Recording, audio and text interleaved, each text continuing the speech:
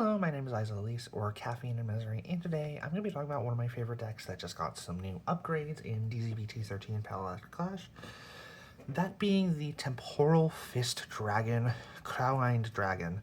This is a Gear Chronicle themed deck that specifically works like V Mystery Flare, where it counts the total grades in your bind zone. So you're trying to hit thresholds of 10, so 10, 20, 30 to increase the power of your big beater. And without further ado, let's go ahead and get into the list, starting of course with the Fledgling Luminary Gear Chick and Steam Fighter Gamil. When he's rolled upon by Steam Fighter Glucosar for a single Soul Blast, you get to draw 2, then you'll reveal a normal unit in your hand, reveal it and bottom deck it, and if you don't reveal a card, you'll discard 2 from your hand. So it works like the original Zorga ride line or the Leo ride line, but with the condition of bottom decking a normal unit. Moving into our grade 2 Steam Fighter Glucosar, when he's run upon by a grade 3 Gear Dragon, you get to look at the top 5 cards of your deck, choose up to 1 card from among them, reveal it, and call it if it's grade 3 or less, or put it into your hand if it's not. Then you'll shuffle the deck. If you don't reveal a card, you get to call him out and soul charge 1. Unfortunately, this cannot add an order because R1 of is insane. But along with that, continuous during your turn, as long as you have a grade 3 or greater Vanguard, and any player's rear guard was bound during this turn, he'll get +5. So it'll be a 15k beater as long as the rear guard is bound. Which can be done, of course, by our Crowind Dragon here. Crowind has an act ability and auto ability. The act is a once per turn to bind a card from soul. Choose opponent's rear guard and bottom deck it, and if the opponent's vanguard is grade 3 or greater, he'll get +5. And when he attacks a vanguard for a counterblast 1 and binding 2 rear guards, you'll search your deck for up to 2 rear guards with total grade equal to the total combined grade of the cards bound, and you call them each to rear guard circles in the same column, then shuffle. This means you have to hit the exact grade. So if you bind like 2 3s, you have to hit total grade 6. Thankfully, to make it a little bit easier, we do have our main win condition, the grade 4 Eternal Overload Colossus, which is an 18k grade 4 triple drive, with the continuous that it cannot be written. As an act ability in hand, that if you have a grade 3 or greater Vanguard with Crowind in its name, you can Energy Blast 3 and bind it to draw 2. And when he's placed on rearguard circle by the ability of your grade 3 or greater Crowind, until end of turn, it'll get all of the following quarter according to the total grade of Dark States cards in your bind zone. At 10 or more, he'll get the skill that auto once per turn. When he attacks, it'll get +20 until end of turn, and at the end of the turn, you'll bind it and draw a card. So it'll be a 38k beater. At 20 or more, at the end of the battle, it attacked. For counterblast 1, you'll get to restand him. And at 30 or more, he'll get an extra critical. So you're trying to get to like that 20 to 30 range as fast as possible. Going into our grade 3s, of course, we're on 3 copies of our Persona Ride. And we're also on 2 copies of Soul Funeral Dragon Nocturcio. First off, when you're discarding it to ride into a grade 3, you get to draw a card. And when placed on Rare Guardian Circle, you reveal a grade 4 from your hand. And if you have a grade 4 Vanguard, you'll be revealing from hand most of the time. You'll do one of 2 skills depending on where it's placed. When placed on Rear Guard Circle for a counterblast, you'll get to draw a card and take 2 cards from drop and put them into Soul. And on Guardian Circle, it becomes a 15k shield. Along with that, we're also on 3 copies of Steam Gunner Bellama, who, when your card is bound during the main phase, you can Energy Blast 3 to call him from Drop Zone. And as long as you have a Gear Dragon Vanguard, he gets +5 power and shield. So he's an 18k beater, 5k guard, which is nice. This deck can always use a little bit of extra guard. Rounding out our grade 3s is, of course, Forbidal Surrogate. We have a grade 4 card, so this is relevant.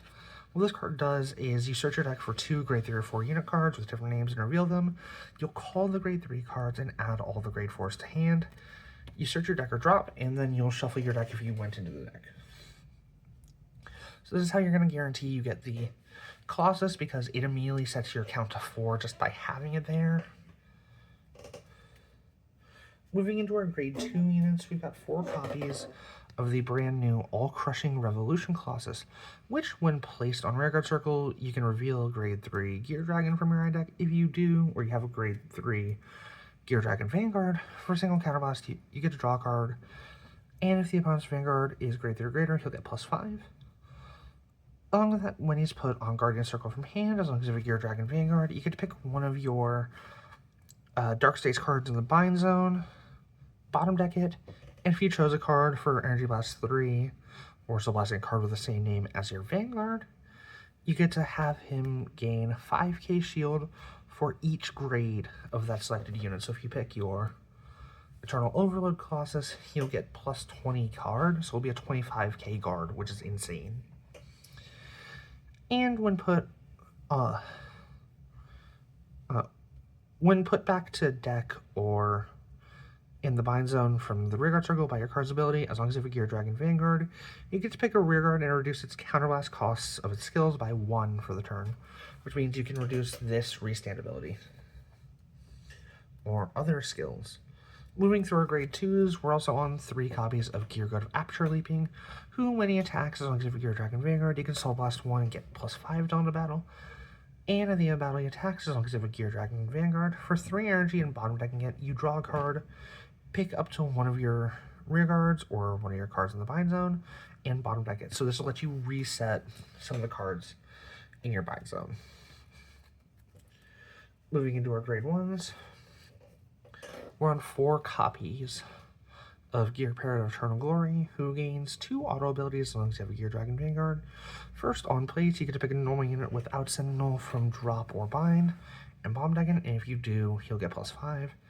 And when this unit's bottom decked or bound from the Rearguard Circle by your own card's ability, as long as your Vanguard's grade 3 or greater, for counterblast 1 or EB3, you get to draw a card and give one of your units +5.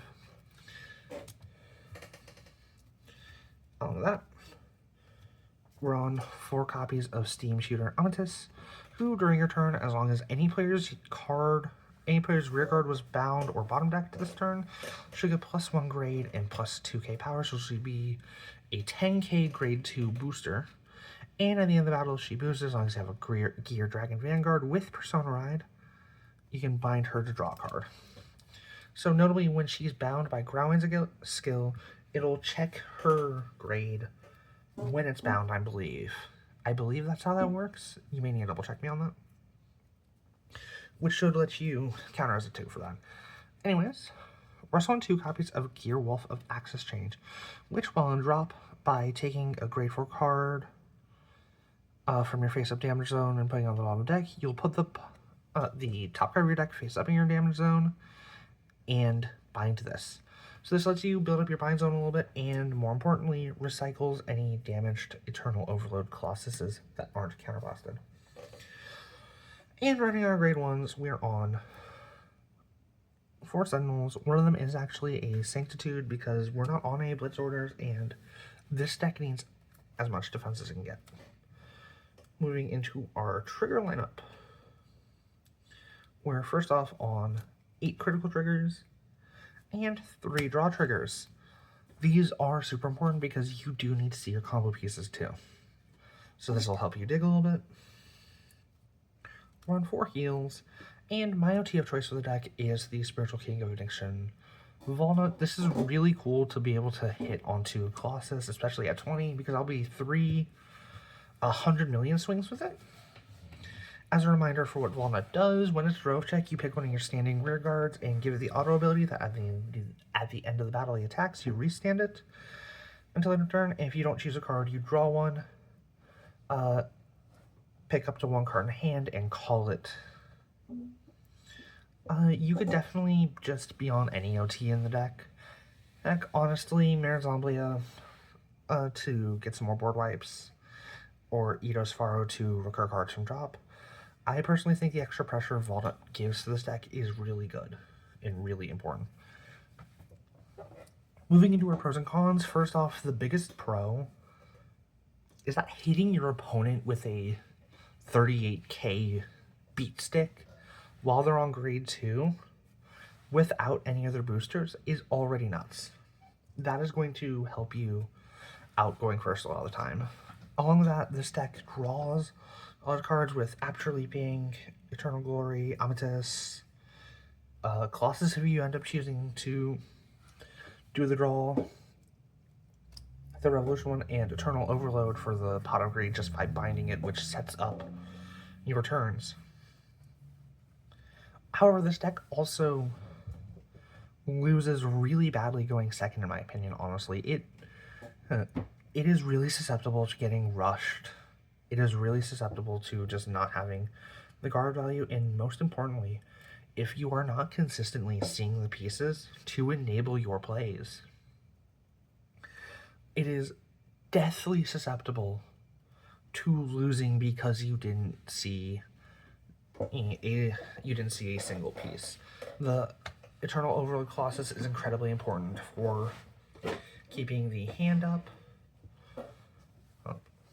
Along with that, this deck also goes through energy really fast. Because, like, Billama's EB3 to call back, this is EB3 to bind to draw 2, EB3 to bottom deck to recycle your union and draw a card. This one can be paid with Counterblast, so that's typically okay. And EB3 or Soul Blast to Crowind to get that extra guard value. This deck goes through a lot of energy. It doesn't actually have a way to build up energy, and that, in my opinion, is the biggest thing this deck is lacking. Because it's already a 4-attack deck, with the Eternal Overload being a 38k smacking them, and you can pretty consistently, as long as you don't brick horribly, you can pretty consistently hit the 20k and bind by your Persona Ride turn, so that'll be 5 attacks. But living to your Persona Ride turn is the biggest issue. Yes, you've got the extra 5ks here. These are 15k shields, but it's honestly, in my opinion, not enough. This deck either needs something to improve the consistency, give it a little more energy, or just get a bit more guard value that is costed differently. But this is my Crowind deck profile. If you guys like the video, you like listening to me yap, all that stuff, go ahead, please do all the YouTube stuff, like, comment, subscribe, all that jazz, and I'll see y'all next time. Ciao.